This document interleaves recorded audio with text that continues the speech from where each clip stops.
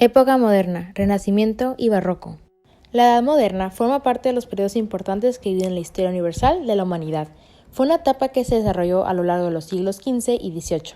Este periodo comenzó en el año 1453 d.C. y vio su fin en el año 1789 al producirse la Revolución Francesa. Geográficamente es una época de grandes descubrimientos para el mundo europeo. Con la llegada de Colón a América en 1492, se abre un nuevo mundo que supone el descubrimiento y la exploración europea de América, África y Oceanía. Hechos históricos. La exploración naval en la Edad Moderna. En la era moderna se desconocía la existencia del continente americano y de Australia. Sin embargo, esta fue una era de curiosidad y exploración por parte de las grandes potencias. Como resultado, el mundo llegó a ser más conocido. Esto facilitó la creación de mapas más exactos y registro de tierras ocupadas por los distintos imperios. Era de colonialismo y dominio sobre las civilizaciones menos desarrolladas que habitaban las tierras descubiertas por los exploradores europeos. Este dominio permitió un gran intercambio cultural, desplazamiento y la formación del mercado mundial. Cabe recalcar que el modernismo o la época o el periodo moderno de lo literario nace a finales del siglo XIX hasta la mitad del siglo XX, influido por Francia. Dentro de sus características que voy a mencionar, una de ellas es que cambia el carácter local de la literatura. Correspondiente a las 4 características artísticas y literarias del periodo está la innovación constante, que es donde se experimentan con nuevos temas, materiales, técnicas y procesos. Seguido de esto está la intención artística, que es donde se producen deformaciones deliberadas. No se trata de faltas técnicas, sino de decisiones artísticas, consecuencias de la introspección estética del artista. Seguida está la libertad formal, que es donde uno ya tiene, entre comillas, el derecho de poder elegir lo que quería escribir. No es que estuviera prohibido, sino que antes no se aceptaba cualquier tipo de obra. Al final de esto está la búsqueda entre la belleza y el equilibrio. En lo que respecta a los autores del periodo está William Shakespeare. Nació en abril de 1564 en Stratford-upon-Avon, Inglaterra. El dramaturgo y poeta inglés es uno de los grandes íconos de la literatura universal. Obras como Hamlet o Romeo y Julieta lo han convertido en un autor mundialmente conocido. Como dramaturgo, Shakespeare escribió 14 comedias, 10 tragedias y otros 10 dramas históricos. En torno a los años 1611 y 1612 volvió a su Stratford natal para poder pasar los últimos años de su vida. Romeo y Julieta es una historia de amor entre jóvenes de 16 años. Son de familias enemigas en la ciudad de Verona.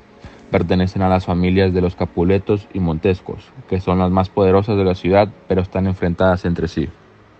Otro autor de la época moderna es Miguel de Cervantes, el cual era un autor español que tuvo su apogeo en el Renacimiento y que renovó el género de la novela, que antes se entendía como un relato breve, exento de retórica y de mayor trascendencia. Este autor es famoso por su obra literaria El ingenioso hidalgo Don Quijote de la Mancha, el cual cuenta la historia de Alonso Quijano, un pobre hidalgo, el cual que por tanto leer novelas de caballeros, pues terminó enloqueciendo y se creyó uno, por lo que se denominó como Don Quijote de la Mancha. Continuando, durante la época moderna se desarrollaron 2 corrientes artísticas muy importantes. La primera fue el Renacimiento, la cual ocurrió en el siglo XV y XVI. Algunas de sus características más importantes son la naturaleza como símbolo de perfección, es decir, la naturaleza era puesta como protagonista en las obras, ya que era un espacio muy recurrente en cada obra literaria en la que se presentaba en la época, y fue tomando mayor protagonismo en cada historia. Después está el propósito de las obras artísticas, el cual era el expresar sentimientos para poder entender mejor al ser humano. Es decir, que el público al momento de leer cada obra entienda mejor ciertas características del hombre.